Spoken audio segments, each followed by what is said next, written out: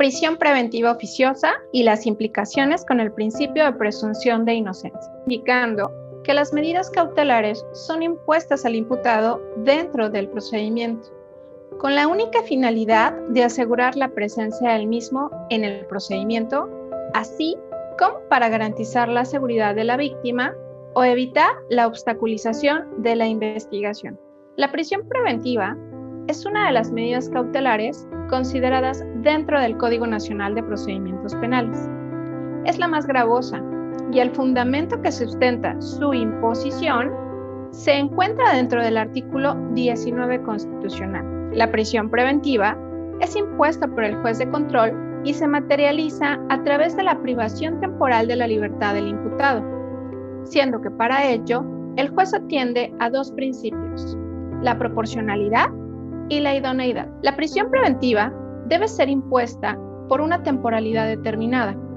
y la misma no podrá ser superior a 2 años, salvo que su prolongación se deba al ejercicio del derecho de defensa del imputado. Es importante destacar que existen dos modalidades de la prisión preventiva: la oficiosa, que es decretada por el juez de control sin que exista debate entre las partes y que se impone cuando se ventilan delitos muy específicos y graves, los cuales podemos encontrar dentro del artículo 19 de nuestra Carta Magna y del numeral 167 del Código Nacional de Procedimientos Penales. Como segunda modalidad, encontramos a la prisión preventiva necesaria, la cual es solicitada por el agente del Ministerio Público, también conocida con la denominación de Fiscalía, y quien deberá sustentar su petición ante el juez, argumentando ampliamente la necesidad de la medida y explicando cómo las demás medidas cautelares que vienen en el catálogo que contempla el numeral 155 del Código Adjetivo de la materia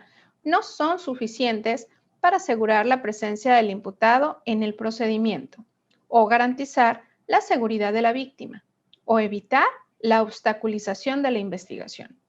Esta solicitud sí está sujeta a debate de las partes y de dicho debate el juez deberá resolver lo conducente. Una vez que hemos comprendido la figura de la prisión preventiva, es tiempo de analizar el principio y, por supuesto, el derecho humano de la presunción de inocencia. Este se encuentra reconocido a nivel constitucional, así como en tratados e instrumentos internacionales, entre los que figuran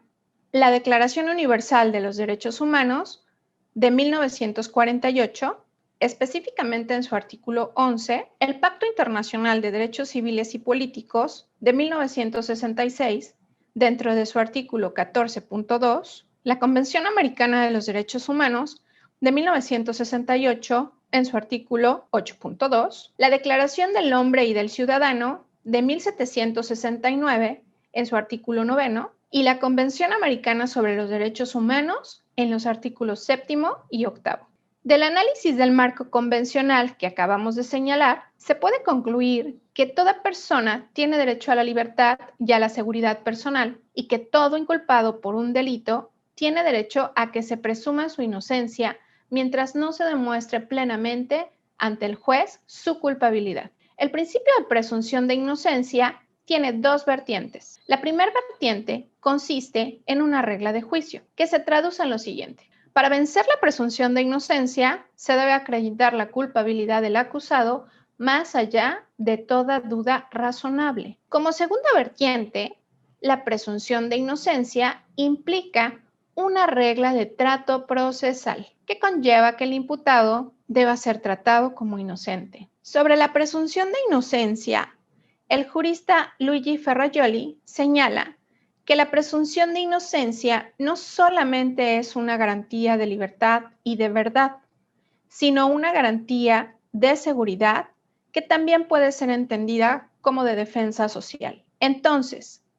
¿qué implicaciones tiene la presunción de inocencia al margen de las medidas cautelares? La presunción de inocencia es totalmente relevante en la temática y debate de la imposición de las medidas cautelares. Dicho derecho humano le da énfasis al carácter excepcional de la prisión preventiva, siendo que esta medida jamás debe ser utilizada para reprocharle al imputado la comisión de un delito, porque de ser así, estaríamos hablando de una pena anticipada. La presunción de inocencia permite establecer que la medida cautelar de prisión preventiva no se puede imponer por la simple sospecha, imputación, dejando claro que solo cuando la Fiscalía considera que existe riesgo de que el imputado pueda sustraerse a la acción de la justicia, o bien las otras dos variables de las que hemos hablado anteriormente, es viable solicitarla. Pero tal argumento, para que sea considerado por el juzgador, debe estar probado con investigación sustentada en la carpeta de investigación. Es decir, no podemos quedar en simples afirmaciones subjetivas, ya que debe existir dato de prueba que permita justificar las argumentaciones sostenidas por la representación social. Sabemos que en la sociedad existe una inercia de considerar que la simple imputación de un delito a un sujeto es suficiente motivo para justificar la imposición de una medida cautelar,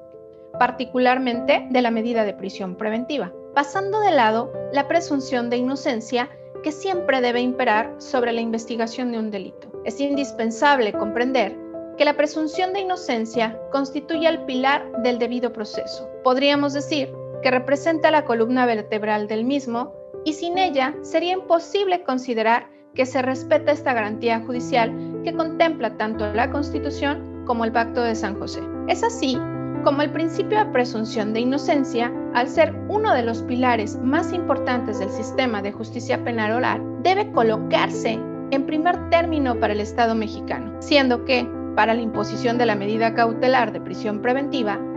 debe hacerse un análisis estricto sobre las características que le distingue como la última ratio, y así colocarse como eje rector de la medida con su carácter de excepcionalidad, al existir un catálogo vasto de medidas diversas que no implican la privación temporal de la libertad del imputado. Así también se traduce en un compromiso de evitar que reformas constitucionales aumenten de forma importante el catálogo de delitos que merecen prisión preventiva oficiosa, ya que ello deja notar un retroceso del principio de progresividad que rige en materia de derechos humanos y que, por supuesto, el Estado mexicano tiene la obligación de atender. Sin más por el momento, me despido, agradeciendo la oportunidad de compartir esta cápsula de opinión que estoy segura te servirá en tu formación profesional.